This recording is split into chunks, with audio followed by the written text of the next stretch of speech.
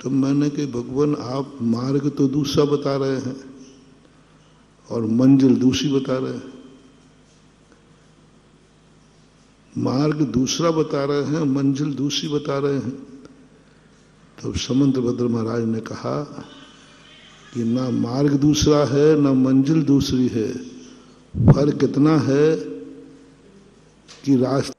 जो कि परम पूज्य तीर्थोद्धारक निर्यापक श्रमण मुनि पुंगव सुधा सागर जी महाराज के परम सानिध्य में और निर्यापक श्रमण श्री प्रसाद सागर जी महाराज सत्संग के परम सानिध्य में प्राप्त हो रहा है। आप सभी लोग इस पंचकल्याणक महोत्सव में अपनी अपनी सहभागिता दर्ज कराते हुए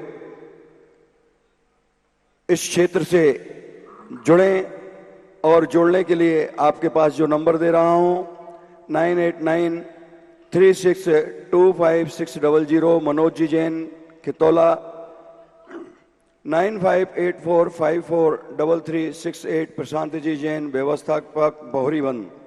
और इन 4 पंक्तियों के साथ गुरुदेव के चरणों में अनंत कोटि नमोस्तु पूर्वक अब पूरे सदन की ओर से और चैनल के समक्ष बैठे हुए समस्त श्रोताओं की ओर से अनंत कोटि नमोस्तु पूर्वक ये 4 पंक्तियों के साथ आज की देशना के लिए मंगल अनुरोध कि जो निरंतर करते हैं प्रयास, जो निरंतर करते हैं प्रयास, कभी छोड़ते नहीं बढ़ते पथ की आस, एक दिन अवश्य ही सफलता चरण छूती है, एक दिन अवश्य ही सफलता चरण छूती है और चलकर आती है उनके पास, क्योंकि गुरु आस की प्यास ही, क्योंकि गुरु आस की प्यास ही जीवन को सफल बनाती है। निरंतर चलते पथ चिन्हों पर एक दिन चलते फिरते सिद्धोषम बनाती है, एक दिन चलते फिरते सिद्धोषम बनाती है।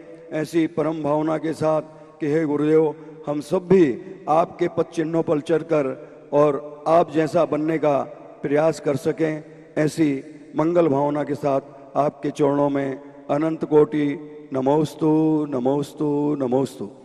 जय श्री ओम नमः सिद्धेभ्यः, जय श्री ओम नमः सिद्धेभ्यः। सर्वमंगल मांगल्यम सर्वकल्याणकारकम प्रधानम सर्वधर्माणां जैनम जयतु शासनो, जैनम जयतु शासनो। पंच परमेष्टि भगवान की जय जय जय। श्री गुरुवर कुंद कुंद महाराज की जय जय जय। आचार्य श्री गुरुवर विद्यासागर महाराज की जय जय जय। नवाचार आचार्य गुरुवर समय सागर जी महाराज की जय जय जय। तीर्थोद्धारक निर्यापक श्रवण मुनि पुंगव सुधा सागर जी महाराज की जय जय जय। क्षुल्लक त्रय की जय जय जय। नमोस्तु नमोस्तु नमोस्तु भगवान।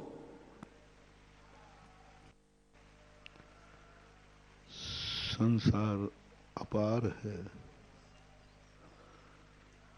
काल भी अपार है, वस्तुएं भी अपार हैं और जिंदगी थोड़ी है। भोग सामग्री बहुत है, भोगने का समय कम है।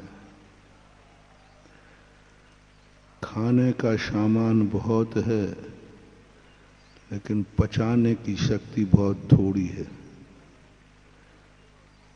देखने के लिए बहुत है, लेकिन आंखों में देखने की शक्ति बहुत थोड़ी है। दृश्य कितने हैं, अनंत गेय हैं, और हमारे देखने की शक्ति बहुत छोटी है। शब्द कितने हैं, असंख्यात हैं, कानों की शक्ति कम है। बोलने को कितना है, लेकिन हमारे पास बोलने की शक्ति कम है। चलने को रास्ते कितने हैं, लेकिन हमारे पैरों में चलने की शक्ति कम है। संयम कितना है लेकिन पालन करने की शक्ति कम है। ज्ञान कितना है, पारो नत्थ सुदीर्णम, पार नहीं है, लेकिन हमारी दुर्बुद्धि है। वयम च दुम्मेहा, हम अल्प बुद्धि वाले हैं। कैसे इस दुनिया में करेंगे? जब हम सब कुछ देख लेंगे तब हम निर्णय करेंगे कि सही क्या है। अपना प्रसंग चल रहा है कि सारी दुनिया को हम देखने के बाद निर्णय करेंगे कि सारी दुनिया में अच्छा क्या है। हम सारी दुनिया को चख के देखेंगे, फिर हम आर्डर देंगे कि हमें खाना क्या है। सारी दुनिया हम देख लेंगे तब निर्णय करेंगे कि हमें देखना क्या है। पहले महाराज आप पूरी बातें सुना दो, आपकी पूरी बातें सुनने के बाद फिर निर्णय करेंगे कि आपने ये सही कहा है, इसे मैं स्वीकार करता हूं। पहले आप सब सुनाओ, फिर बाद में कहूंगा कि मैं आपकी इस बात को, आप दो शब्द तो बोलते नहीं और कहते हो मानते नहीं हो मेरी बात। दो शब्द तो बोले नहीं हो, कहते मानो। ऐसे मानने वाला नहीं हूं, मैं पढ़ा लिखा आदमी हूं। हाँ, ऐसे तुमने आर्डर दे दिया कि मानो, टेक टू आर्डर। पढ़ा लिखा व्यक्ति आर्डर पसंद नहीं करता, इसलिए मिलिट्री वालों को मूर्ख रखा जाता है। मैंने पता किया, सारी दुनिया में जितने लोग हैं, हर डिपार्टमेंट में डिग्री मांगी जाती है, लेकिन मिलिट्री में 8वीं पास भी चलता है। मैंने कि भाई क्यों? बोले महाराज जी, जितने पढ़े लिखे होते हैं ना, ये दिमाग लगाते हैं, और इसलिए वहां पर इतनी ठस बुद्धि कहते हैं। उनको कोई मतलब नहीं, उनके कमांडर ने क्या कहा, टेक टू आर्डर। यदि कमांडर कह दे कि सामने राष्ट्रपति है, इसको मार दो, तो सैनिक विचार नहीं करेगा, वो मार देगा। उसको एक ही दिया गया, तुम्हें दुनिया में कुछ नहीं देखना, तुम्हारा कमांडर कौन है, उस कमांडर ने जो आदेश दिया बस फॉलो करो। इतना उसकी मेमोरी फिट कर देते हैं मिलिट्री वालों की। ये दो व्यक्तियों की मेमोरी इतनी फिट होती है, एक आतंकवादियों की और एक मिलिट्री की। आतंकवादियों की मेमोरी ऐसी फिट कर देते, ऐसी फिट कर देते कि वो मरने को नहीं डरते। कुछ नहीं, उनका तो जो लक्ष्य है बस वो करना है। उनको डर नहीं, ना भय नहीं, पकड़ने का भय नहीं, मरने का भय नहीं। उनकी मेमोरी ऐसी बन जाती है, वे आत्मघाती तक बन जाते हैं। ऐसे मिलिट्री में कह दिया जाता है, तुम्हें कुछ नहीं ध्यान रखना, तुम अपनी बुद्धि को डेड कर दो। तुम्हारा एक कमांडो है, ये कमांडो जो तुम्हें आदेश देगा वह तुम्हें करना है, तुम्हें अपना कोई भी दिमाग नहीं लगाना। हमेशा पुलिस में यही होता है, कमांडर को शिक्षित किया जाता है। कमांडर होता है, वो होता है आईएएस ऑफिसर, वो पढ़ा लिखा होता है, वो समझदार होता है। लेकिन जो आर्डर मानने वाले सैनिक होते हैं, सैनिक की तो पूरी मेमोरी उनकी ठस कर दी जाती है। तब कहीं देश सुरक्षित रह पा रहा है, तब कहीं वो सैनिक मरने को तैयार हो जाते हैं। उनको ऐसा भर दिया, कुछ नहीं, मरो, देश के लिए मरो, राष्ट्र के लिए मरो। और ऐसा उनमें खून खौलता है, इसलिए खोलता है। और यही स्थिति मुझे दिखता है। समंतभद्र महाराज कह रहे हैं, टेक टू आर्डर, इदमेवो दृश्यमेव। बस तुम्हें कोई दिमाग नहीं लगाना, तुम सैनिक हो, मैं तुम्हारा गुरु हूं, मैं तुम्हारा भगवान हूं, मैं तुम्हारी मां हूं। ये 3 कमांडर सौंप दिए आपको। ये मूर्ख नहीं होंगे, जैसे अरहंत भगवान मूर्ख हैं कि ज्ञानी हैं? ज्ञानी है, सबसे बड़े ज्ञानी। देखो, भगवान को दिया तुम्हें कमांडर दिया तो आईएएस ऑफिसर दिया, जो बहुत ज्ञानी होगा वो दिया। हमारा भी भगवान बनाया तो किसी मूर्ख को नहीं बनाया, सर्वज्ञ को बनाया। सर्वज्ञ है, सर्वशक्तिमान है, सर्वविवेकमान है, सब कुछ जानने वाला, उसको बनाया। और भक्त को क्या कह दिया? डेट माइंड, तुम्हें कुछ भी नहीं करना, तुम्हें कुछ भी नहीं करना, तुम्हारा एक ही लक्ष्य है। भगवान ने क्या कहा है? जैसे कमांडर कह, उसको कह दिया सैनिक को, तुम्हें कुछ भी मतलब नहीं है सामने कौन है, तुम्हें तो एक ही बात ध्यान रखना है, तुम्हारा कमांडर ने आदेश क्या दिया है, बस टेक टू ऑर्डर। ऐसा ही जिनमानी, ऐसे ही चलेगा धर्म, ऐसे ही नहीं चलने वाला। सब लोग अपनी अपनी खिचड़ी पका रहे हैं, अपना अपना दिमाग लगा रहे हैं। कमांडो ने कहा कि यहां गोली चला दो, कहते साहब मुझे सोचने तो दो, चलाऊं कि नहीं चलाऊं। तो हो गया देश का उद्धार। जब तक तो दुश्मन तुम्हें निपटा ही देगा। सोचने वाला चलावे नहीं और चलाने वाला सोचे नहीं। मोटिवेशन मंत्र बनाओ। सोचने वाला चलावे नहीं, वो सोचे, गाइड करे, और चलाने वाला सोचे नहीं, उसको मात आर्डर मानना है, तो देश सुरक्षित रह जाएगा। कमांडर को सोचना है, वो सोचने वाला हो, लेकिन वो गोली नहीं चलाएगा। कमांडर गोली नहीं चलाता। बड़े बड़े जितने ऑफिसर होते हैं उनके हथियार उनसे कम होते हैं। छोटों के पास हथियार ज्यादा होते हैं।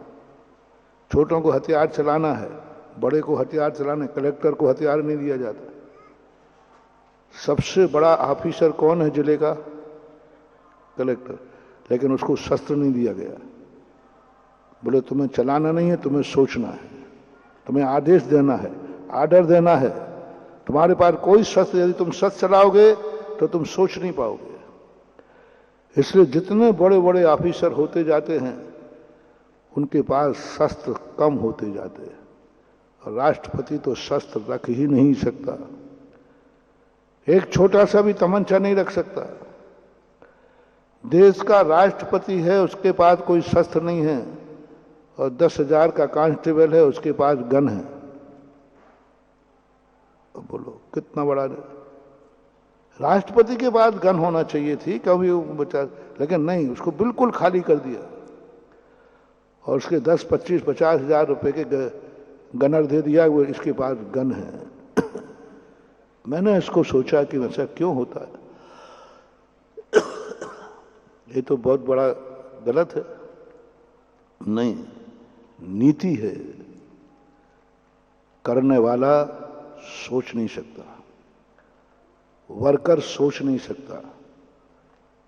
सबसे ज्यादा मजदूर मेहनत करता है, लेकिन सबसे ज्यादा मूर्ख कौन होता है? कुछ नहीं, सारी मेहनत मजदूर की है। इंजीनियर मेहनत नहीं करता। इंजीनियर मात्र नक्शे बनाता है छाया में, एसी में बैठकर, और मजदूर दिन भर मेहनत का काम करता है। मेहनत का, फिर मेहनत किसकी ज्यादा है? मजदूर की। कमाई किसकी ज्यादा है? क्यों? यदि मजदूर समझदार हो जाएगा तो फिर मजदूरी कर ही नहीं सकेगा। वो कर नहीं पाएगा, क्योंकि सोचेगा कि मजदूरी करेगा।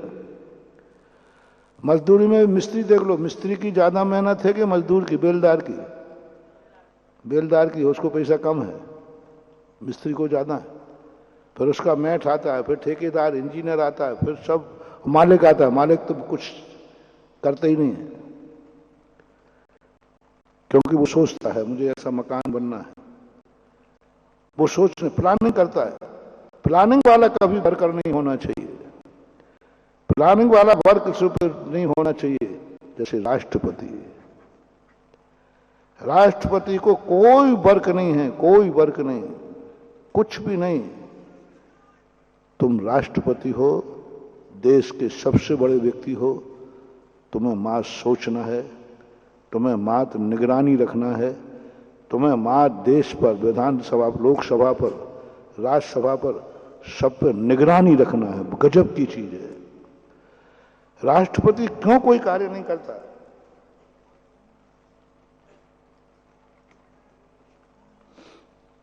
तुम करोगे निगरानी नहीं रख पाओगे, तुम करोगे निगरानी चूक जाएगी।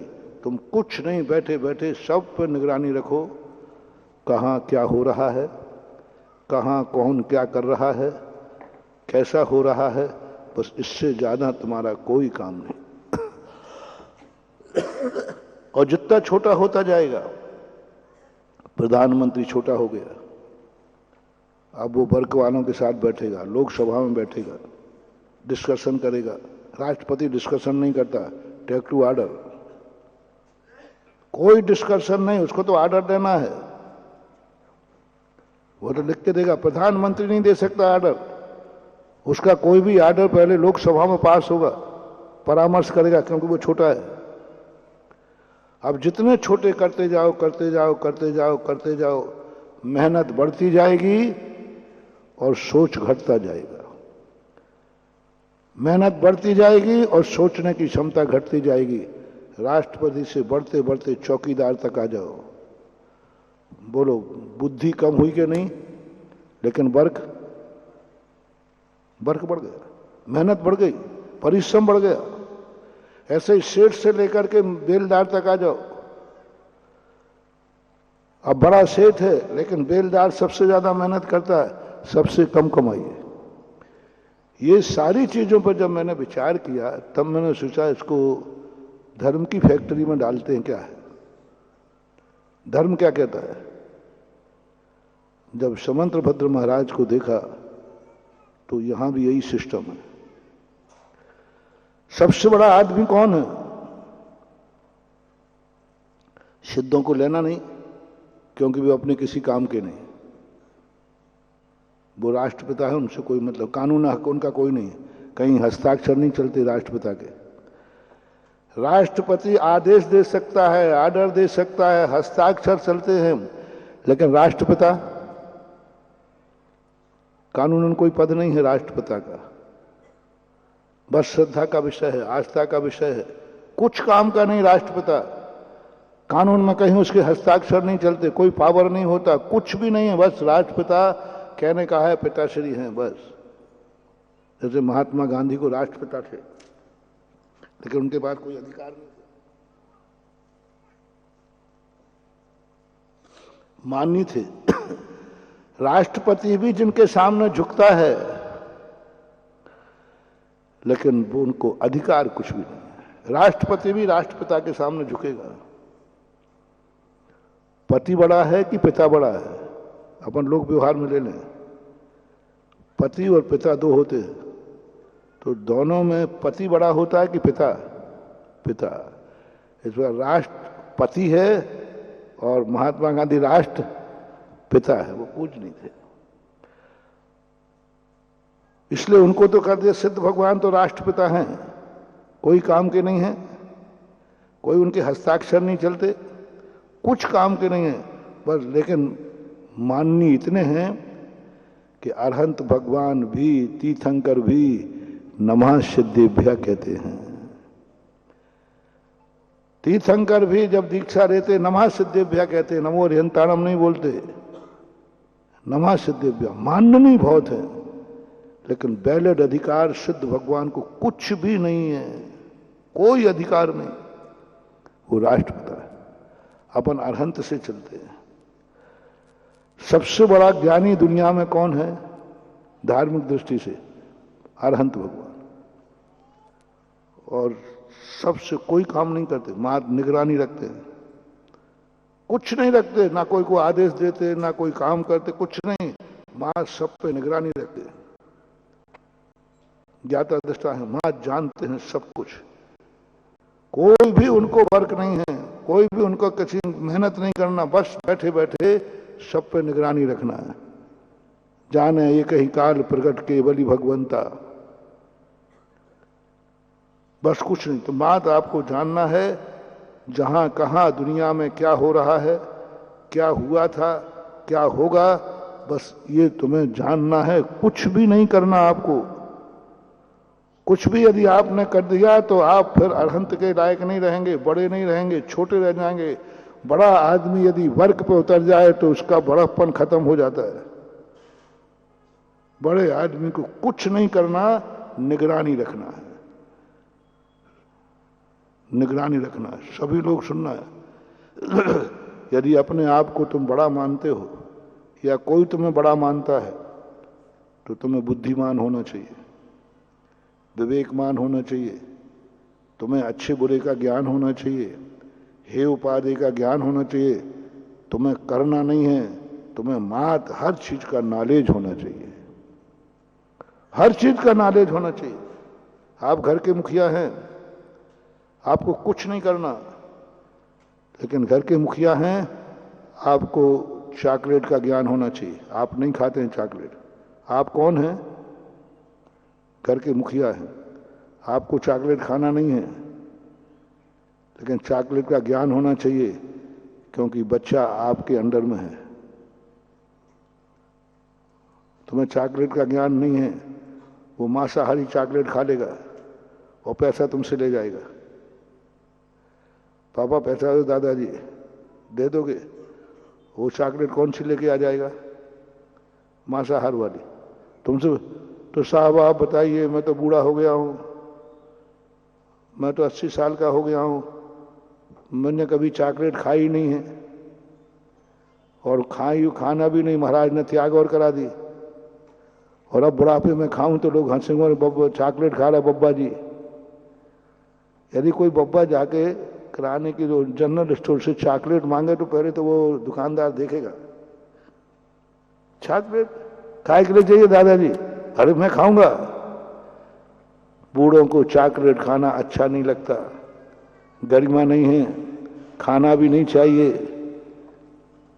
लेकिन सुनो दादाजी, आपको चॉकलेट का पूरा ज्ञान होना चाहिए, क्योंकि आप दद्दा हैं। पूरा चॉकलेट ज्ञान होना चाहिए, क्योंकि आप बाप हैं।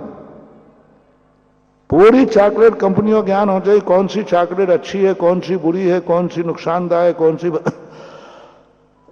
ये पूरा ज्ञान आपको होना चाहिए। आपको खाना नहीं है, आपको खरीदने जाना नहीं, लेकिन नॉलेज आपका होना चाहिए, क्योंकि आप घर के बड़े, आप घर के बड़े हैं। आपका ज्ञान होना चाहिए कि यहां कौन सा स्कूल अच्छा है। महाराज हमें थोड़ी पढ़ना है, अब तो हमें पढ़ना ही नहीं, आप अंगूठा छाप बनो, दादाजी अंगूठा छाप बनेंगे, लेकिन आपको सारे स्कूलों का ज्ञान होना चाहिए। कौन सा स्कूल अच्छा है, कौन सा स्कूल में पढ़ाई अच्छी है, टीचर अच्छे हैं, सब पूरा नॉलेज, क्योंकि आप घर के मुखिया हैं।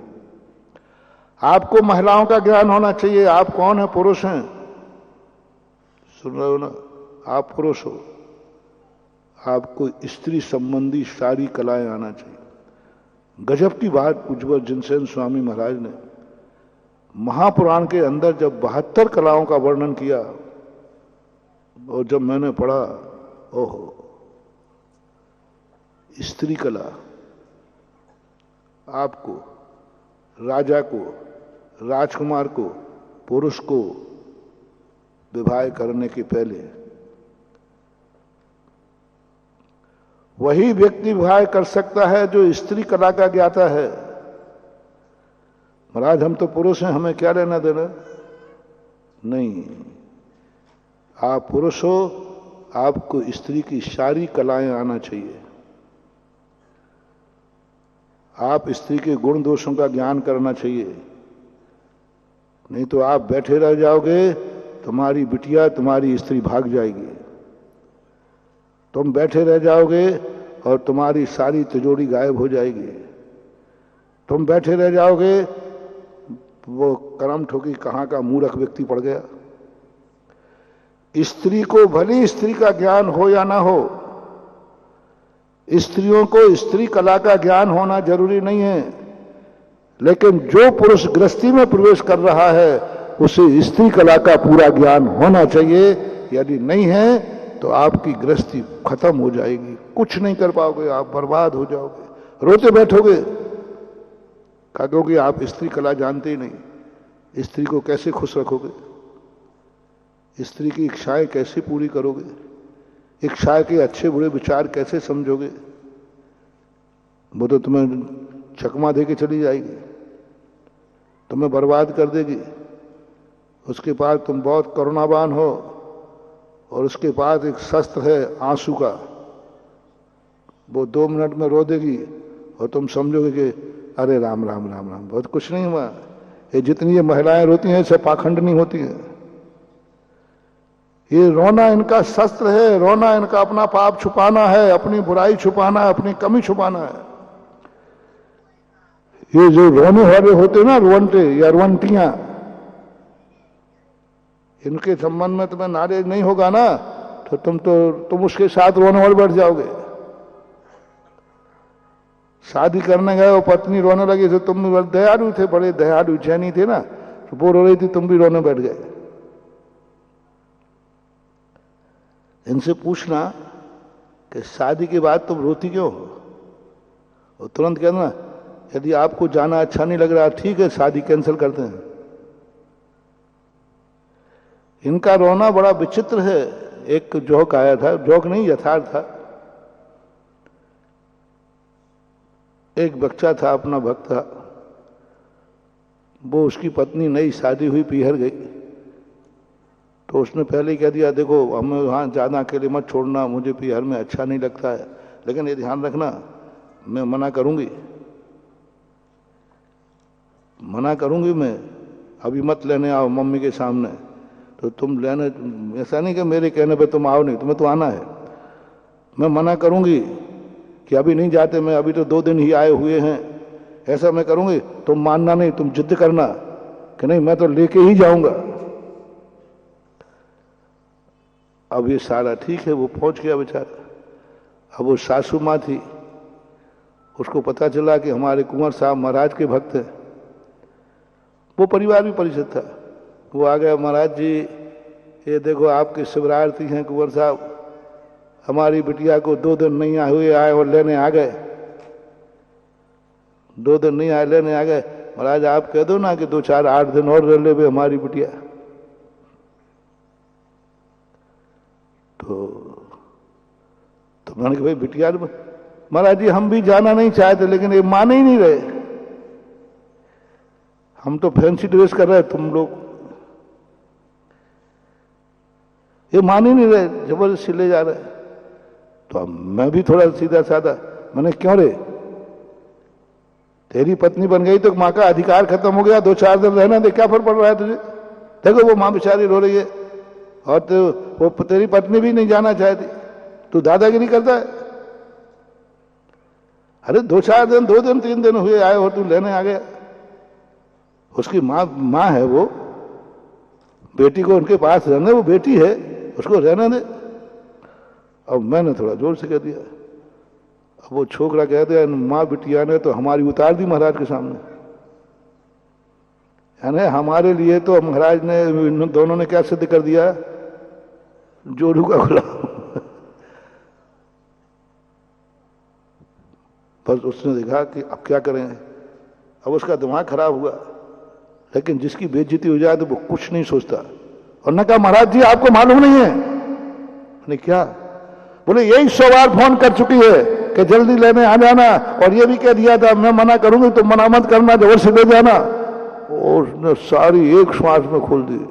अरे मैंने कहा बेटा ये बात, हाँ महाराज जी तुम नहीं समझ रहे इनको, देखो आप, ये बात कहानी है कि कुछ सही सही भी है।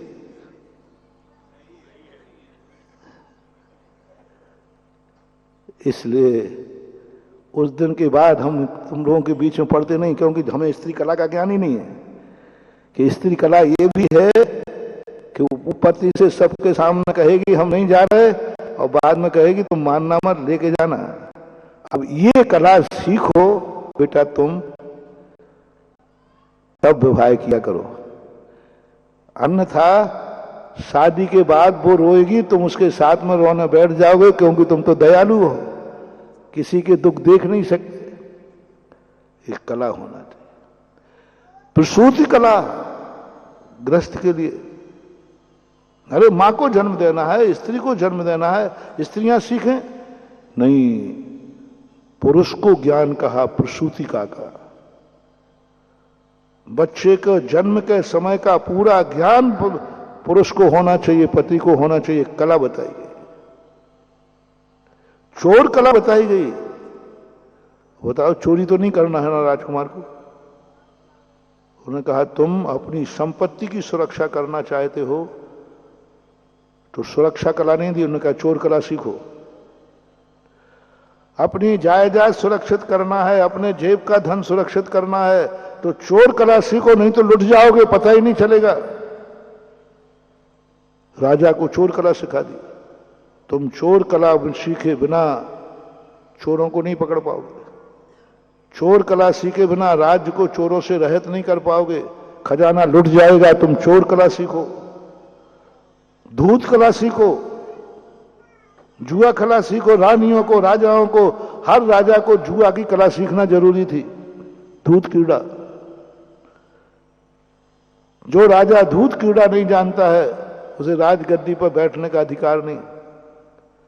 और राजा भी उसी रानी को चुनता था जिस रानी को धूत क्रीड़ा आती है। हमारे शास्त्रों में आती है, जय घोष की कथा में रामदत्ता नाम की रानी जुआ के बल पर ही सत्य घोष को पकड़ा था।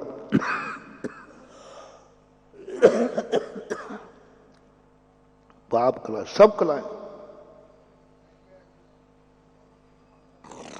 क्योंकि आप बड़े हैं, क्योंकि आप घर के मुखिया हैं। जिस जिस चीज में आप बड़े मानते हो अपने आप को, वो सारे ज्ञान जो छोटों को करना है तुम्हें नहीं करना।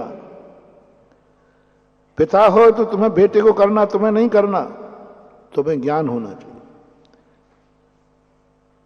स्त्री तुम्हें नहीं करना कोई कार्य, मेहंदी तुम्हें नहीं रचाना है, चपेटा तुम्हें नहीं खेलना है, रस्सी तुम्हें नहीं खेलना है, चुटैया तुम्हें नहीं करना है,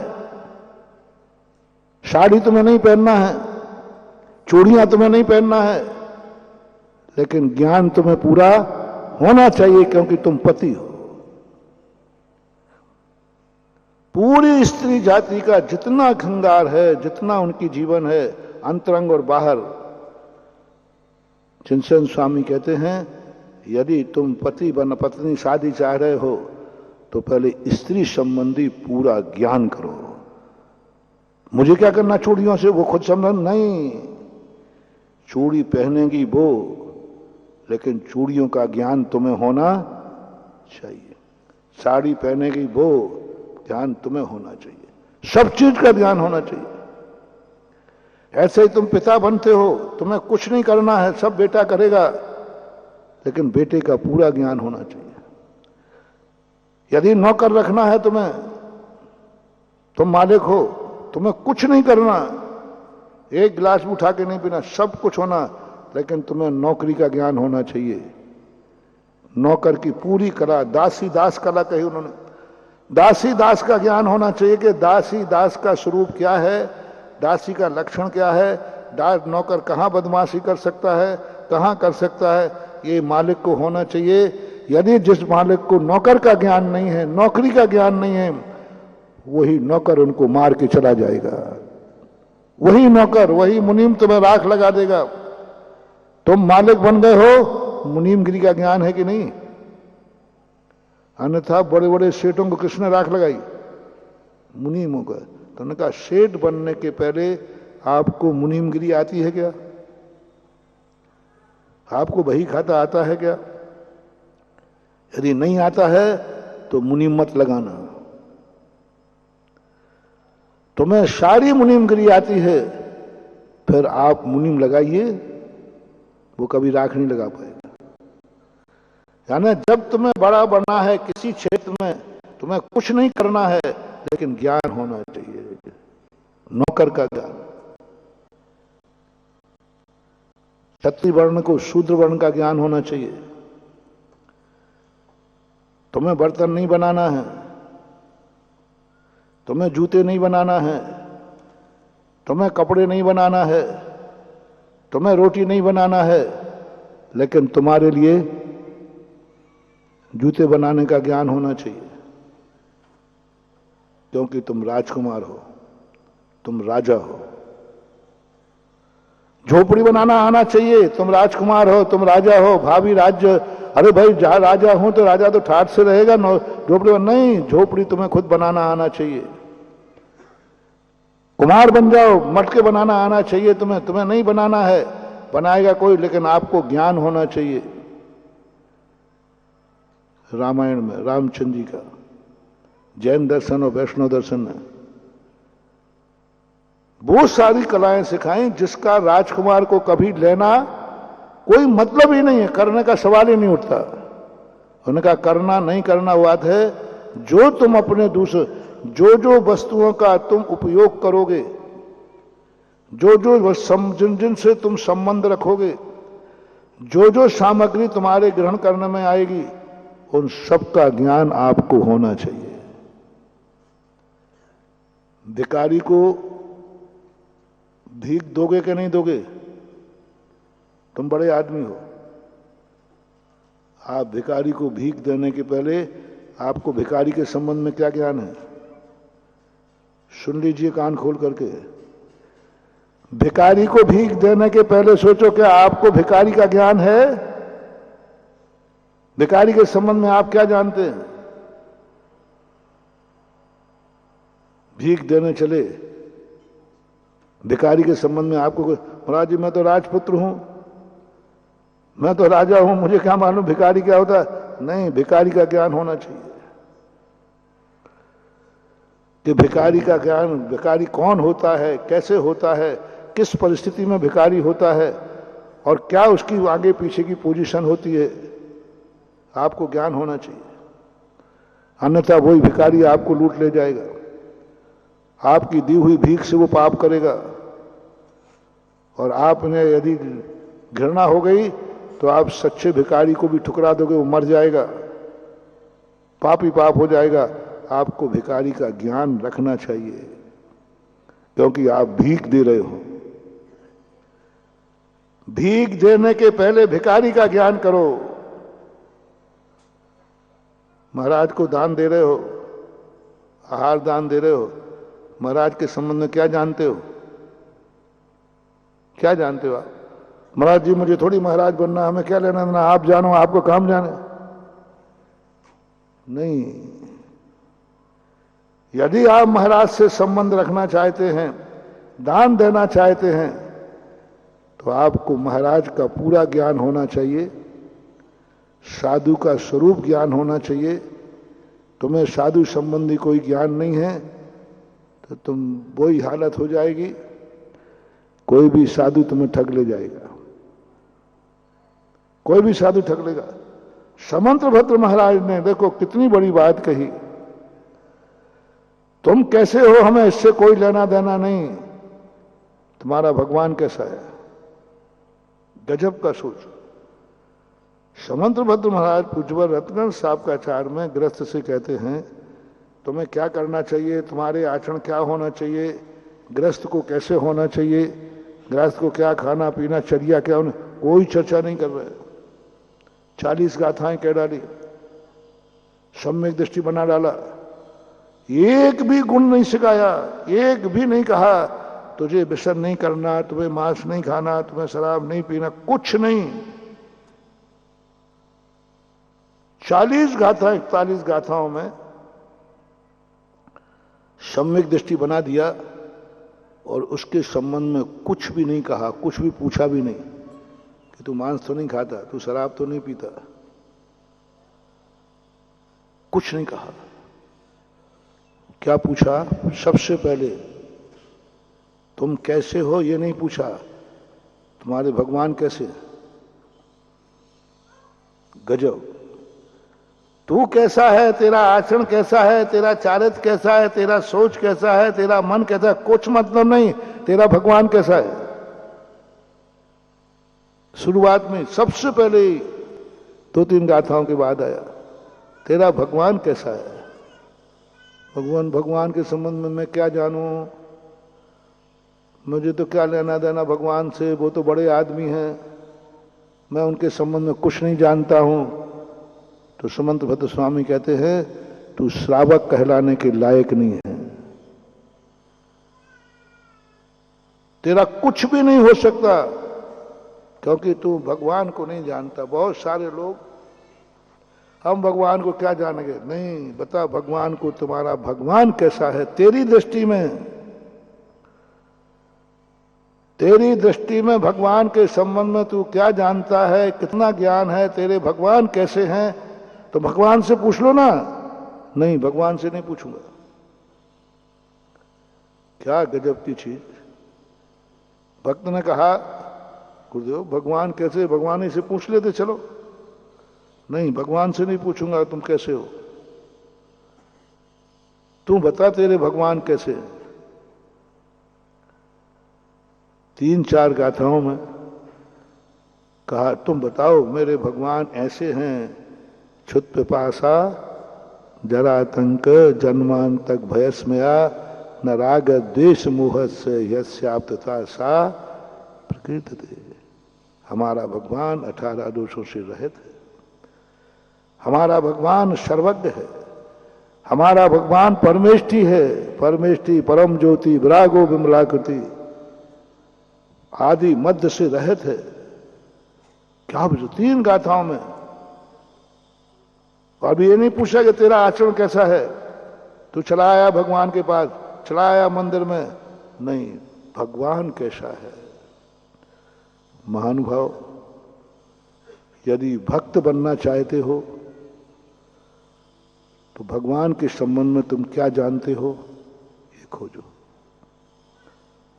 गुरु के संबंध में क्या जानते हो? हम क्या जाने? गुरु की महिमा गुरु जाने, गुरु की बात गुरु जाने, गुरु की बात गुरु जाने। नहीं चलेगा। तुम्हारा गुरु कैसा है? विषयासा बसाती तो निरारंभो परिग्रह ज्ञान ध्यान तपो रखता तपस्वी सा।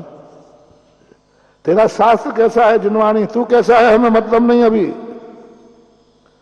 शास्त्र बताओ कैसा है। आप तो पग मनोल्लंघ मद दृष्टेष्ट विरोधिकम सार्वम ऐसा कापत्य घटनम। ये परिभाषा जब पूज्यवर समंत भद्र महाराज की पढ़ी तो क्या कह दिया, तुम कहां हो और किसको जानना है? तुम्हारा श्रावक को श्रावक पना नहीं जानना है। प्रजा को अपना ज्ञान है कि नहीं, राजा का ज्ञान होना चाहिए। राजा को अपना ज्ञान है कि नहीं, प्रजा का ज्ञान होना चाहिए। इधर मूलाचार में लाइए। मूलाचार में, श्रावकाचार में बता रहे हैं कि भगवान का स्वरूप समझो, गुरु का स्वरूप समझो।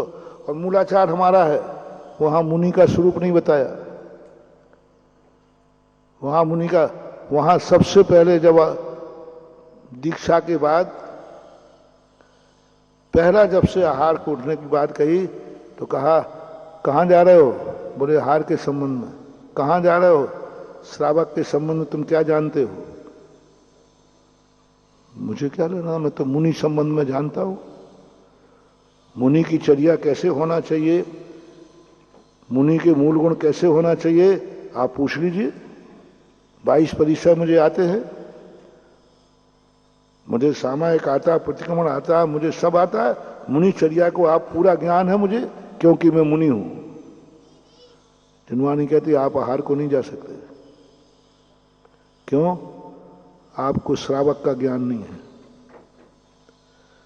आपको श्रावक का ज्ञान नहीं। तुम्हारा जिसके यहां आहार लोगे वो कैसा है, वो कैसा है? अरे मुझे लेना देना क्या, मैंने श्रावकपन छोड़ दिया है, मैंने गृहस्थी छोड़ दी है, मैं अब मुनि बन गया हूं। तुम मुनि बन जाओ, तुम्हें गृहस्थी का कोई कार्य नहीं करना, तुम्हें खेती नहीं करना, तुम्हें व्यापार नहीं करना, तुम्हें रोटी नहीं बनाना, तुम्हें कुछ नहीं करना।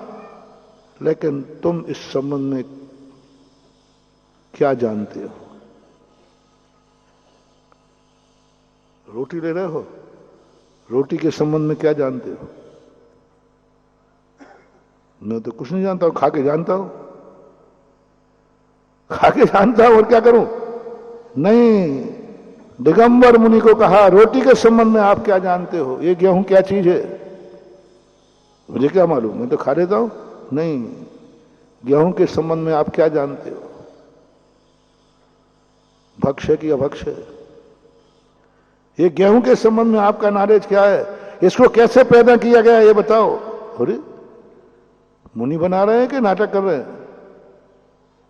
अब मुनि बना रहे हैं और गेहूं कैसे पैदा किया जाता है इसकी पढ़ाई पढ़ा रहे हैं।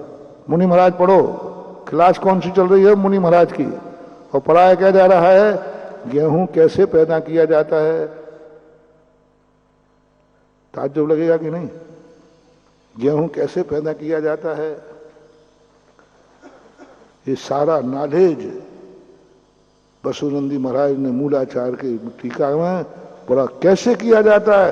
यदि तुम्हें ये नॉलेज नहीं है और तुमने हार ले लिया तो मुनि भ्रष्ट माना जाएगा, क्योंकि उसने वो वस्तु ले ली जिस वस्तु के संबंध में कैसे उत्पन्न की जाती है इसका कोई ज्ञान नहीं है।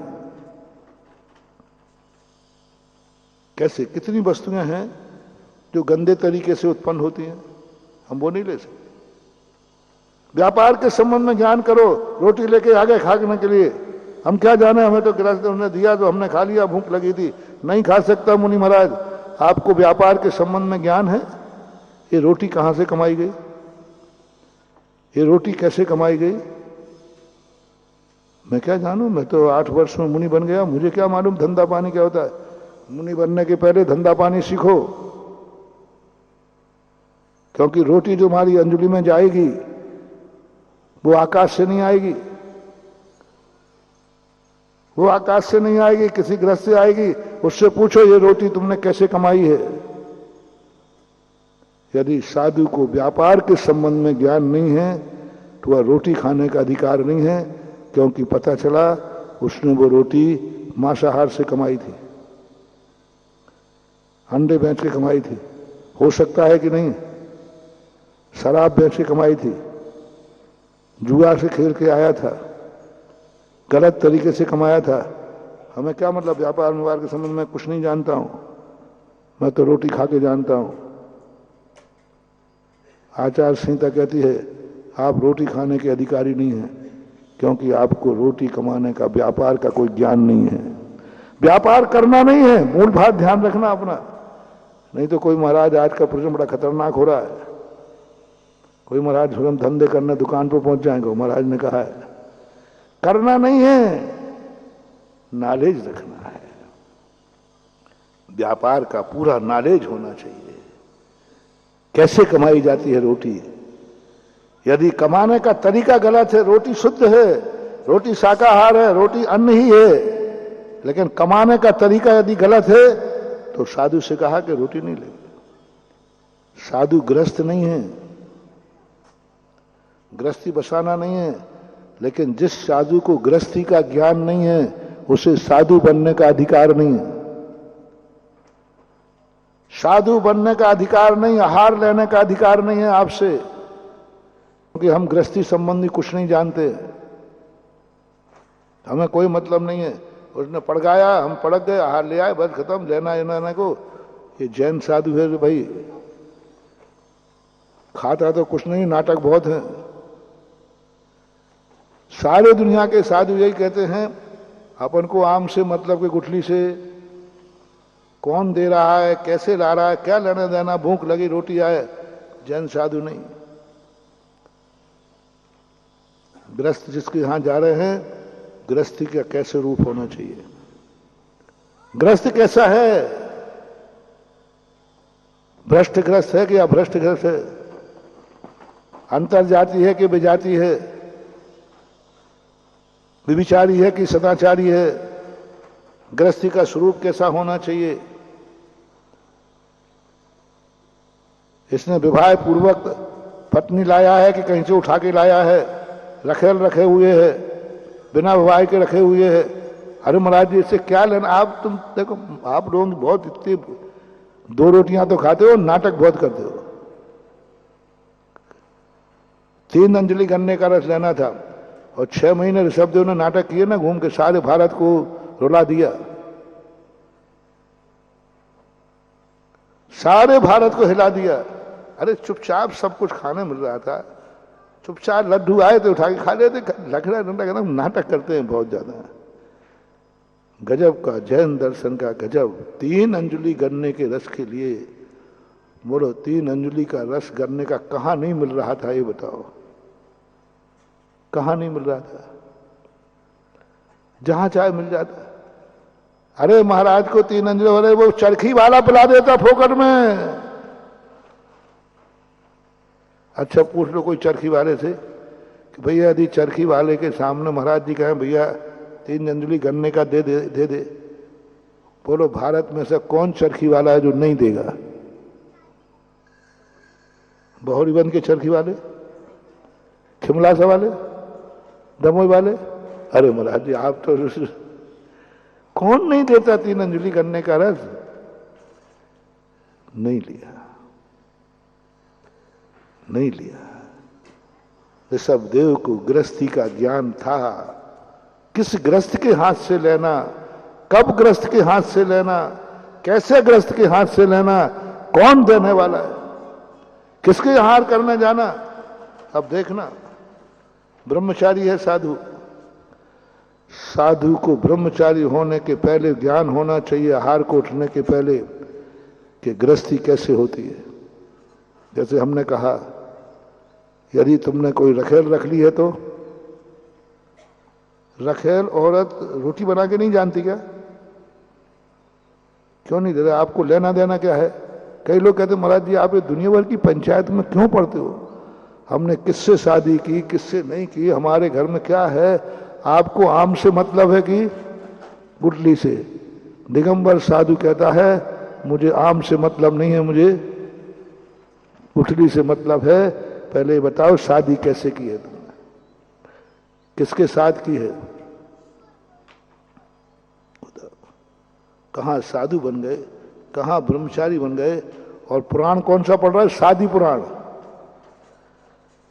महाराज का भी पढ़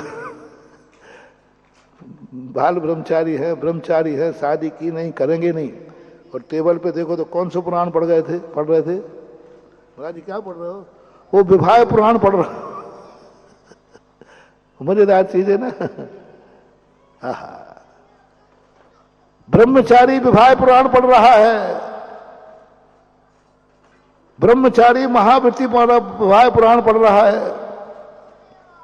क्योंकि उसको तो विवाह नहीं करना है, लेकिन भक्त के हाथ से आहार लेना है। पुराण पढ़ाया, बोलो कैसे किया? तुम्हारे यहां बताया, बोलो तुमने ये धन कैसे कमाया, क्या बेच के कमाया, ये बता मुझे। तो साधु बनने के पहले साधु को गृहस्थी का ज्ञान होना चाहिए, अन्यथा महाराज नहीं करें तो बाहुबली बनना है। फिर सीधी दीक्षा लो, ध्यान में बैठो, पधारो, गृहस्थों से कोई लेना एक न देना दो। या तो बाहुबली बन जाओ, फिर तुम्हें गृहस्थी का कोई ज्ञान नहीं चाहिए, ध्यान में बैठ जाओ। नहीं वो तो मैं नहीं बैठ पाऊंगा, तो आपको गृहस्थी का पूरा ज्ञान हो, साधु बने हो तो। अन्यथा आहार चर्या बनेगी नहीं। तुम्हारा यह 2 रोटियों का आहार तुम्हारे मुनि पद को भ्रष्ट कर देगा। ये मात्र जैन दर्शन का सोच है, वो भी दिगंबर का। हर व्यक्ति कहीं भी किसी भी रूप से आहार ले लेता है, शुद्ध है अशुद्ध है, कैसा बनाया, किसने दिया, किसने बनाया, कोई लेना देना नहीं। कोई दुनिया के साधु हो देखना आप, कोई नहीं पूछते कौन हो तुम, कैसे हो तुम, कुछ नहीं पूछना, आहार ले लेते। मात्र एक दिगंबर जैन धर्म है जो आहार को बाद में देखता है, पहले आहार देने वाला कौन है। आहार मिले या ना मिले, आहार शुद्ध मिले या नहीं मिले, देने वाला शुद्ध होना चाहिए। देने वाला कौन है? तो मुनि महाराज यदि बड़े हो, आप भक्तों को जोड़ना चाहते हो, तो आपको भक्तों का ज्ञान हो, गृहस्थों का ज्ञान हो। आपको मालूम है आशीर्वाद देने में, जिसको आशीर्वाद दे रहे हो आपको भक्तों का ज्ञान है। मुझे क्या मालूम, उसने नमोस्तु किया, मैंने आशीर्वाद दे दिया। क्या कहा आपने? मुझे तो आशीर्वाद का ज्ञान है। मुझे आशीर्वाद का ज्ञान है कि मैं मुनि हूं और मुझे नमोस्तु किया है तो मुझे हाथ उठाना है, नहीं, वो साधु भ्रष्ट हो जाएगा, बहुत अनर्थ हो जाएगा। तुम्हें आशीर्वाद का ज्ञान है, तुम्हें नमोस्तु का ज्ञान करो। मुझे क्या करना, मैंने तो अच्छे भाव से आशीर्वाद दिया है, मैं साधु हूं, आशीर्वाद का मुझे पूरा ज्ञान है, इस हाथ से देना कि इस हाथ से देना, पूरा ज्ञान है। समाधि रस्तु बोलना के धर्मलाभ बोलना के तथार्थ बोलना, पूरा ज्ञान है मुझे। आशीर्वाद में मेरी कमी नहीं हो सकती, क्योंकि मैंने आशीर्वाद देने के पहले आशीर्वाद पुराण पढ़ लिया है। नहीं, जैन दर्शन कह रहा है आशीर्वाद देने के पहले नमोस्तु पुराण पढ़ा है, नमोस्तु पुराण पढ़ा है। और नमोस्तु करने वाले के संबंध में जानते हो, बोले हमें क्या लेना देना, हमें तो आशीर्वाद से मतलब है। नहीं, आपको पता होना चाहिए लोग किस किस के लिए नमोस्तु कर सकते हैं,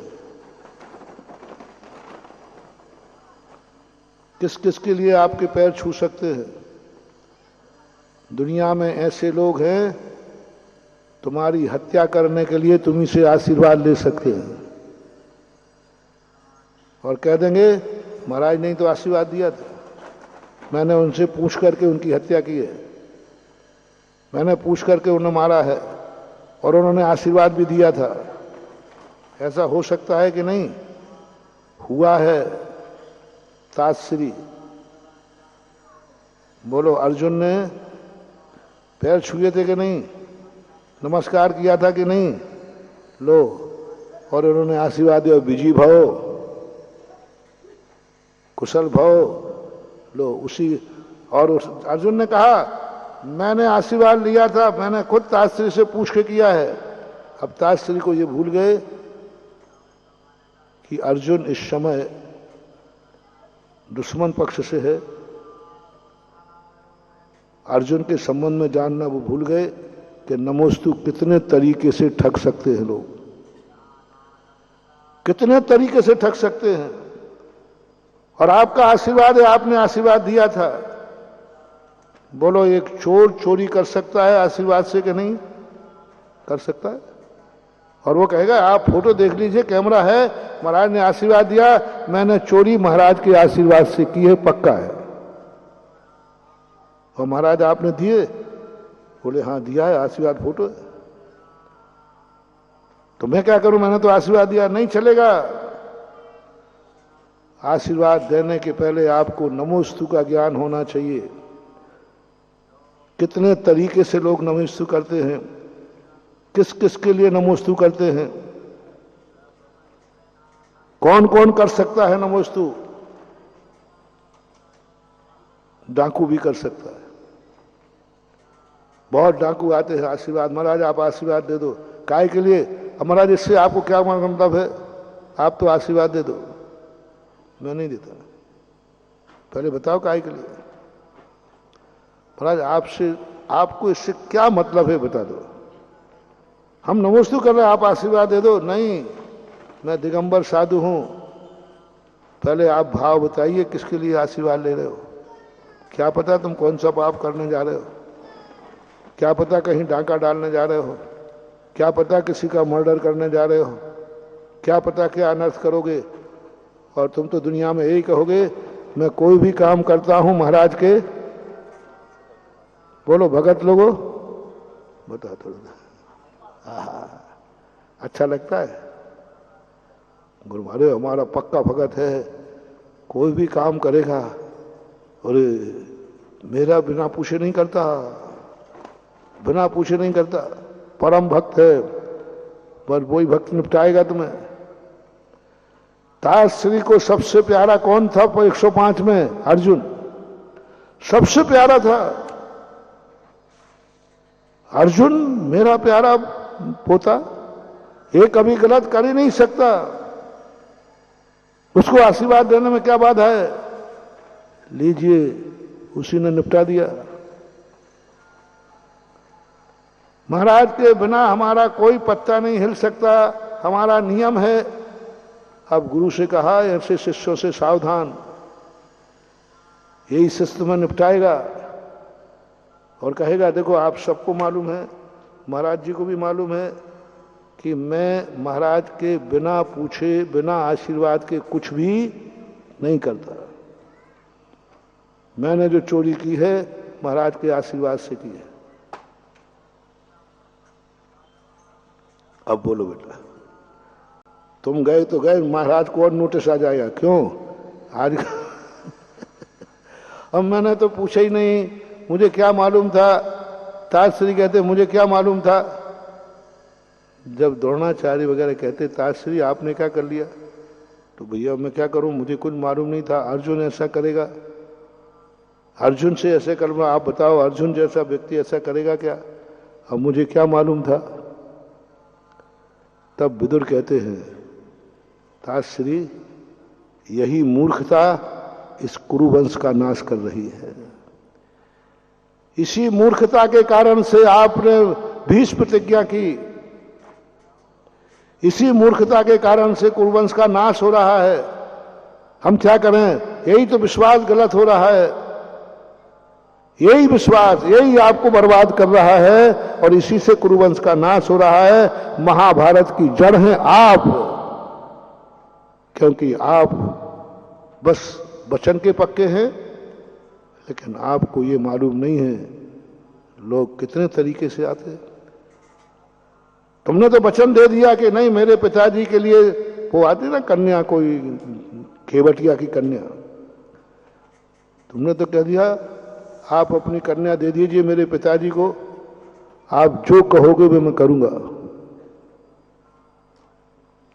अब ताजश्री को ये नॉलेज नहीं था कि बेटी का बाप क्या मांग सकता है। क्या मांगेगा, सोने से लाद दूंगा, जो मांगेगा सब दे दूंगा। ताजश्री बातों में नहीं बोले, आप तो मैं इनको मां मान के पूछूंगा, आप बोलो क्या करना है। भीष्म पितामह गांगे वचन दो। गांगे ने कहा क्या वचन देने में बाधा है, क्या मांगेगा। अब गांगे को यह ज्ञान नहीं था कि एक बेटी का बाप क्या मांग सकता है, क्या मांग सकता है, नहीं ज्ञान था। दे दिया वचन, मांग लो क्या मांगना है। लो धीवर ने, बेटी के बाप ने मांग लिया, मेरा बेटा, मेरी बिटिया से जो बेटा होगा वही राजगद्दी पे बैठेगा, वही राजगद्दी पे बैठेगा। ताजश्री को ये उम्मीद नहीं थी, यही मांगेगा मेरी बेटी सुखी रहेगी कि नहीं वहां कोई, लेकिन उन्होंने तो अभी बेटा हुआ ही नहीं, वचन पहले ले लिया। ताजश्री चूक गए। विदुर कहते हैं ताजश्री तुम अपनी भूल के कारण चूक रहे हो, तुम्हें अपने संबंध में ज्ञान है, सामने के संबंध में कुछ नहीं जानते, और यही तुम्हारे लिए परेशानी का कारण है। तो भीष्म पितामह ने कह दिया ठीक है राजगद्दी पर बैठ जाए, उससे क्या फर्क पड़ता है। नहीं, आपका बाधक है, आपकी शादी हो गई और आपका बच्चा बलजोर हुआ तो लो साहब, भीष्म प्रतिज्ञा कर ली, मैं शादी ही नहीं करूंगा। वहां बर्बाद हो गया, वो कुरुवंश नाश हो गया, नहीं समझ पाए। फिर बाद में जाकर के जब दुर्योधन को नहीं समझ पाए, बोलो देखो साहब बड़े लोग बैठे हो आप लोग, हम लोग भाई भाई खेलेंगे, बीच में कोई बोलेगा नहीं। ताजश्री द्रोणाचार्य सबके तो बोले इसमें ठीक है अपन चुपचाप बैठेंगे, खेलने तो क्या होना है, वहां से ही तो फेंकना है। अरे जुआ खेल रहे हैं कौन सी, अपन लोग मौन बैठेंगे। दुर्योधन ने शकुनी मामा ने कहा पहले इन सबको हथियार डलवा दो। तो दुर्योधन ने कहा साहब आप सब बड़े बड़े धुरंधर लोग हो, कृपया करके हम लोग खेलेंगे तो बीच में आप लोग बोलना नहीं, मौन रहना। सब समझ नहीं पाए, सब समझ नहीं पाए, बोले ठीक है मौन रहेंगे, हम लोग क्या करना है। लो सबको मौन करा दिया। उन्हें क्या मालूम था ताजश्री ने कि ये मौन कराना कितना घातक बन जाएगा, द्रौपदी का चीरहरण हो जाएगा। कौन है दोषी? भीष्म पितामह विदुर कहते ताश्री आप हैं, गुरु द्रोणाचार्य आप हैं, आप लोग मौन क्यों बैठे हो? आपको सोचना चाहिए था, ये धूत कीड़ा है, इसमें कुछ भी अनर्थ हो सकता है। नहीं, मैं मौन नहीं बैठूंगा। यदि गलत होगा तो राजा बोलेगा। बड़ों के कहने पर मौन ले लेना। सुनो रे बड्डे लोगों, छोटों के कहने पर कभी मौन मत ले लेना, बहुत बड़े चाल में फंस जाओगे। तुम बड्डे बड्डे बनकर के दही बड़ा हो जाओगे। हाँ, वो पैर पड़ेगा, आप लोग कृपया करके मौन बैठिए, कभी मत लेना नियम है। हाँ, बड़े मौन देवे तो जरूर ले लेना। अब लीजिए, मौन बैठाल करके विदुर ने रोका कि बड़ों को मौन क्यों दिया जा रहा है। जब जब बड़ों को मौन दिया जाए, समझ लेना कुछ अनर्थ होने वाला है, और जब जब छोटों को मौन दिया जाए बड़ों द्वारा, समझ लेना बहुत बड़ा लाभ होने वाला है, बहुत बड़ा लाभ होने वाला है। क्योंकि बड़ों ने कह दिया है सब लोग मौन रहेंगे, और छोटा कहे तो समझ लेना आनंद करने वाला है। कौन छोटा व्यक्ति बड़ों को मौन देखना चाहता है? अरे बड़े तो बोलते हुए अच्छे लगते हैं, बड़े लोग तो बोलते हुए अच्छे लगते हैं, और ये कैसा छोटा है जो कह रहा है कि कृपया करके आप मौन रहें। मोटिवेशन। बच्चा यदि आपसे कहे पापा आप मौन रहना, सावधान, वो बहुत अनर्थ करने वाला है, आप मौन मत ले लेना। पत्नी कहे कि तुम मौन हो जाना, मौन मत ले लेना। नौकर कहे मालिक आप मौन बैठना, मत बैठ जाना, नियम मत ले लेना। और मेरा कहना छोटों से है, बाप यदि कहे बेटे, गुरु कहे यदि चेले से मौन रह जाना, तुरंत मौन स्वीकार कर लेना। पिता बेटे से कहे तुम मौन रह जा, चुप बैठ जा, चुप बैठ जाना, ये नीति है। और मौन बैठाल दिया। अब उन्हें क्या मालूम कितना अनर्थ हो जाएगा। अब बीच में पीठ बोलना जाए, ताश्री वचन दिया था आपने, हम मौन बैठेंगे। बड़ों का मौन होना राजसभा में अनर्थ का कारण बना। जुआ अनर्थ का कारण नहीं बना, वे पांसे अनर्थ के कारण नहीं बने, वो शकुनी अनर्थ का कारण नहीं बना। द्रोणाचार्य, कृपाचार्य, दशराज और भीष्म पितामह का मौन लेना और दुर्योधन का मौन दिलवाना, वो अनर्थ का कारण बन गया।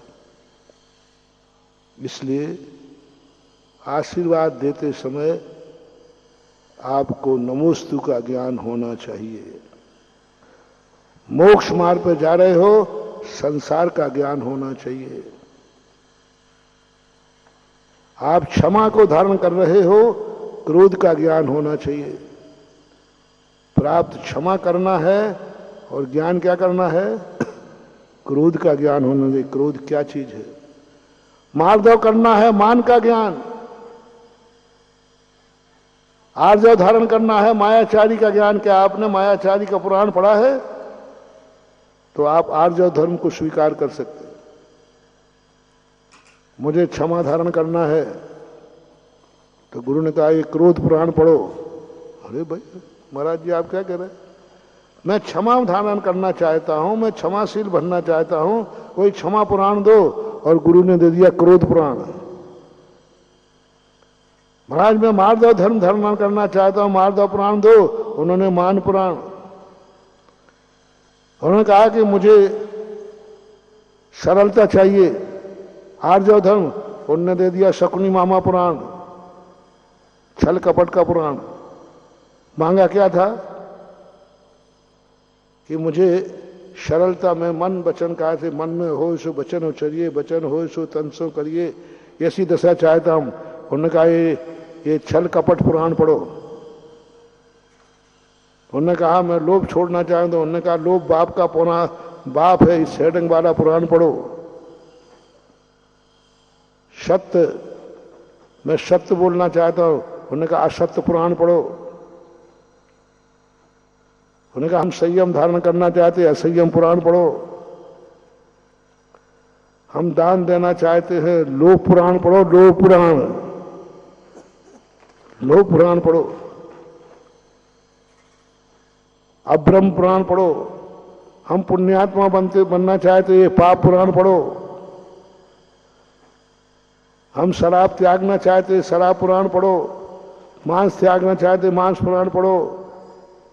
व्यसन त्यागना चाहते, व्यसन पुराण पढ़ो। पद्मनंदी पंचविंशतिकार विष्णु को छुड़ाने की बात की उसने कि हमें व्यसन से मुक्ति दिलाओ, वो व्यसन पढ़ाने बैठ गए। उसने कहा कि मुझे व्यसन छोड़ना है, मुझे व्यसन छोड़ने का उपाय बताओ। पद्मनंदी पंचविंशतिकार विष्णु को पढ़ाने बैठ गए। सुनो विष्णु पढ़ो कैसे होते हैं।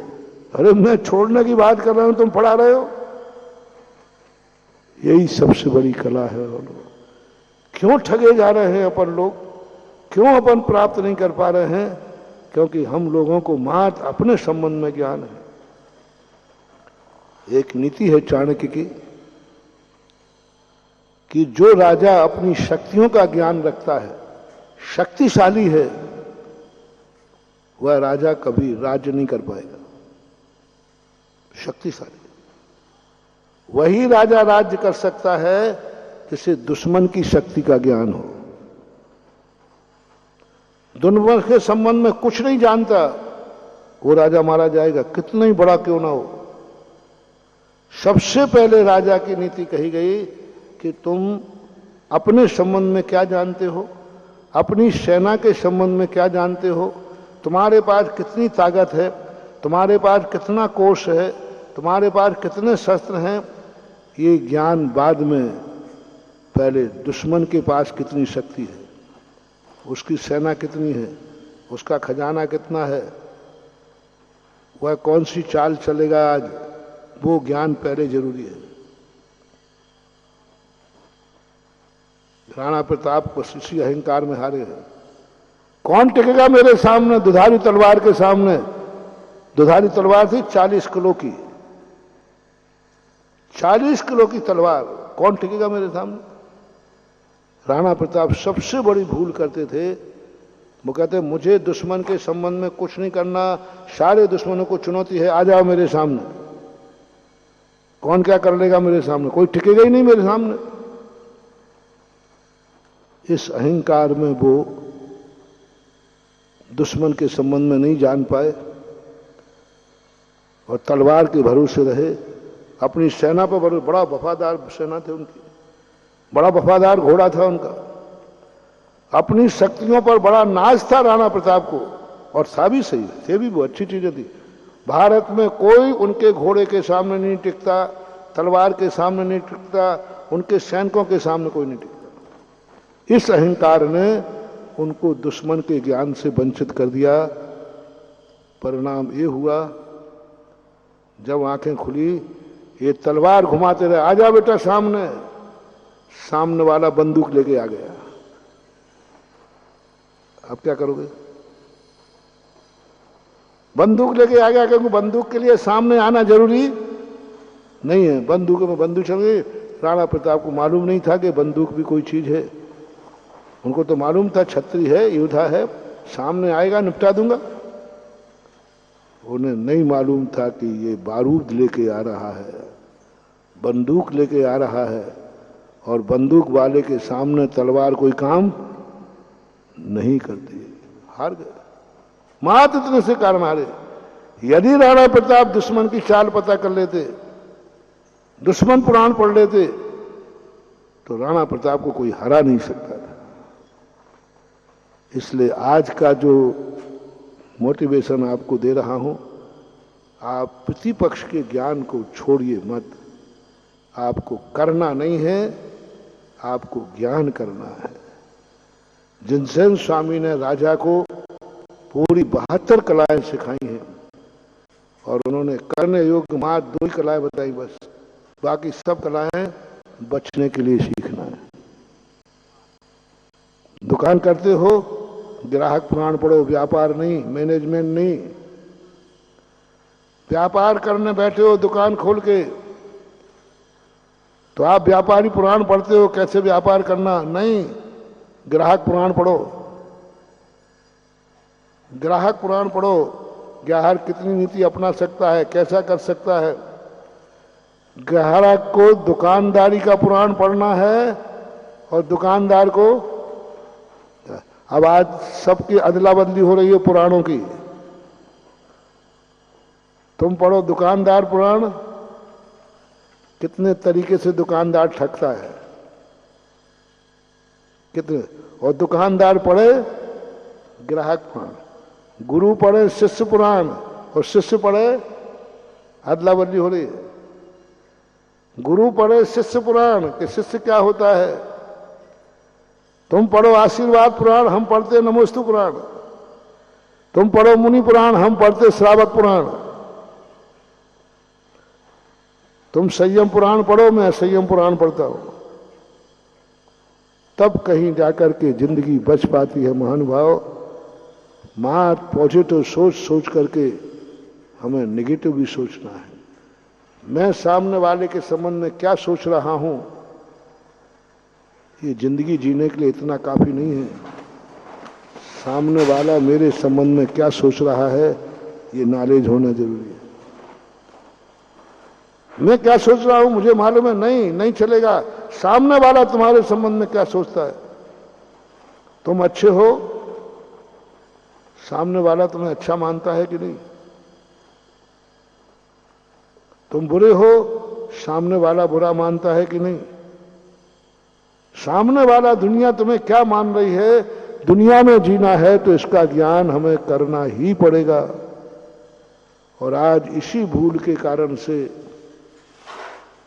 सारे के सारे कथाओं और शास्त्रों में पढ़े हैं, राणा जैसे पीर पितामह जैसे सब परास्त हुए।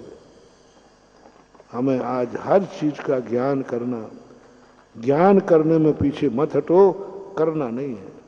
बड़ा आदमी करेगा नहीं, बड़े आदमी को ज्ञान सब कुछ होना चाहिए। प्रवचन देने वाले को अपना मूल विषय क्या था, बड़ा आदमी को करना नहीं है, लेकिन बड़े आदमी को सब कुछ जानना है। छोटे आदमी को कुछ नहीं जानना है, सब कुछ करना है। यहीं से अपन चले थे सैनिक के हिसाब से। तुम्हें सब नॉलेज होना चाहिए। हम प्रवचन देने बैठे हैं, हमें मां धर्म का ही ज्ञान नहीं होना चाहिए, पापों का ज्ञान होना चाहिए, आपकी समाज का ज्ञान होना चाहिए। जो प्रवचन देने बैठ गया और वहां के समाज का वातावरण मालूम नहीं है, उसकी दशा अभिमन्यु जैसी होगी। साधु को मालूम होना चाहिए समाज में क्या बुराइयां चल रही हैं, समाज किसकी गिरफ्त में आ रही है, समाज में क्या अनर्थ होने वाला है। ये सारा ज्ञान श्रावक को नहीं है, महाराज को होना चाहिए। समाज में कौन सी बुराई फैल रही है, ये उपदेष्टा को होना चाहिए, भले समाज को होवे या ना होवे। तब जाकर वो समाज को बता पाएगा। हम क्या बताएं तुम्हारे लिए, क्या उपदेश दे। बोलो, डॉक्टर को दवाई का ज्ञान है लेकिन बीमारी का ज्ञान नहीं है। बहुत अच्छा उदाहरण आ गया बाबू, बहुत बढ़िया। डॉक्टर को दवाई का पूरा ज्ञान है लेकिन बीमारी का ज्ञान नहीं है। डॉक्टर साहब, बीमारी का ज्ञान नहीं है उसको, दवाई का पूरा ज्ञान है। तो दवाई का ज्ञान अलग है, वो फार्मासिस्ट होता है, फार्मेसी वाले को होता है। दवाई का ज्ञान तो मेडिकल वाले को भी है। सारी दवाइयों का ज्ञान मेडिकल वाले को है। डॉक्टर सही कौन है, जिसको बीमारी का भी ज्ञान हो। हम दवाइयों का ज्ञान कर करके मेडिकल खोल लेंगे, कुछ नहीं होने वाला। बीमारी का ज्ञान होना चाहिए। हम साधु बन करके प्रवचन देने बैठ जाएंगे, नहीं। श्रावकों का, समाज का ज्ञान होना चाहिए। समाज में इस समय कौन सी बीमारी है, जिसको उपदेश दे रहा हूं, कौन सी बीमारी से ग्रसित है। किस कारण से इसका वेट गिर रहा है, किस कारण से इसका, वो सारा ज्ञान, पूरा का पूरा ज्ञान डॉक्टर को पढ़ाया जाता है। दवाइयों का ज्ञान बहुत कम होता है। पूरे 5 साल पीएमटी में बीमारियों का ज्ञान होता है। उपदेश देने वाले साधु को उपदेश देने के पहले पूरी बीमारियों का ज्ञान होना चाहिए, मन का ज्ञान होना चाहिए। ये श्रोताओं का मन कैसा है, इनकी जाति का ज्ञान होना चाहिए, इनके देश का ज्ञान होना चाहिए, इनके कुल का ज्ञान होना चाहिए, इनके भोजन का ज्ञान होना चाहिए, इनके पहनने का ज्ञान होना चाहिए, इनके व्यापार का ज्ञान होना चाहिए। सुनो रे भक्त लोगों, हाँ ऐसे नहीं है महाराज जी तो मंदिर में बैठे हैं, महाराज जी का पता अपन क्या कर रहे हैं। गुरु है बेटा, हाँ तुम जितना समझते हो ना, महाराज जी को तो कोई पता ही नहीं है। महाराज जी को बाद में पता चलेगा। तुम्हें सब ज्ञान होना चाहिए। आपके घर का ज्ञान होना चाहिए, जो मैंने पहले कहा। आपके व्यापार का ज्ञान, भक्त के संबंध में, भक्त बनाने के पहले पूरा गुरु के पास ज्ञान होता है, तभी भक्त बनाएगा, नहीं तो भक्त बनाएगा नहीं। मैं जानते ही नहीं हूं तुम्हें। तुम तो बेटा बहुत कलाकार हो। मेरे अब गुण न चितारो, प्रभु अपनो विरद निहारो। हाँ निहारू, ताश्री हूं, मुझे मरना है नहीं। भक्त बनाने के पहले पूरा भक्त का ज्ञान भक्त को भी ना हो, और गुरु को ज्ञान होना चाहिए। मेरा भक्त क्या खाता है, क्या करता है, इसका सोच कैसा है, इसका नेचर कैसा है, इसका सोच कैसा है, इसका नेचर कैसा है, इसकी बोली कैसी है, इसका चाल चलन कैसा है, इसकी संगति कैसी है। ये सारी चीजों का मालूम करके फिर गुरु शिष्य बनाता है, तो वो गुरु कभी धोखा नहीं खाता, उसे पश्चाताप नहीं होता।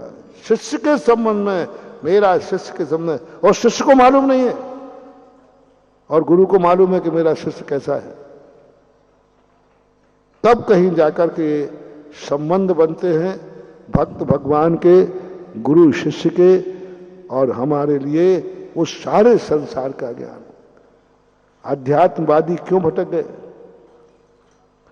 आज जितने तथाकथित अध्यात्मवादी हैं, ये चारित्र के भाव क्यों नहीं हो रहे इनके? कि इन्होंने धर्म का तो ज्ञान किया, अधर्म का ज्ञान नहीं किया।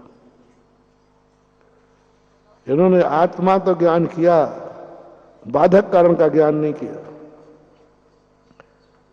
इन्होंने साध्य का ज्ञान किया, साधन का ज्ञान नहीं किया।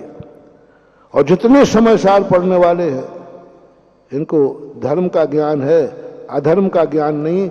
और जिसको अधर्म का ज्ञान नहीं, वो कभी भी धर्म स्वीकार कर ही नहीं सकता, असंभव।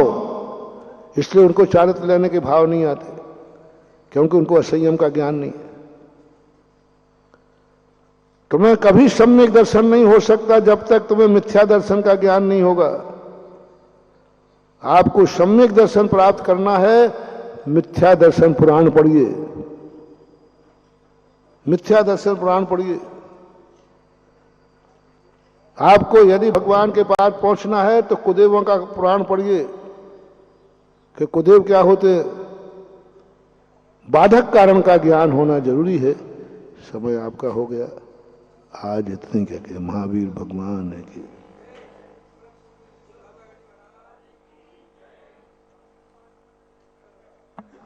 हमारे बीच में परम पूज्य 105 विजय सागर जी महाराज के गृहस्थ जीवन के माननीय भाई साहब मोहित जी। इस कार्यक्रम के पुण्यार्जक थे श्री कंवरलाल जी महावीर प्रसाद जी, पाटनी, मदनगंज, किशनगढ़, राजस्थान।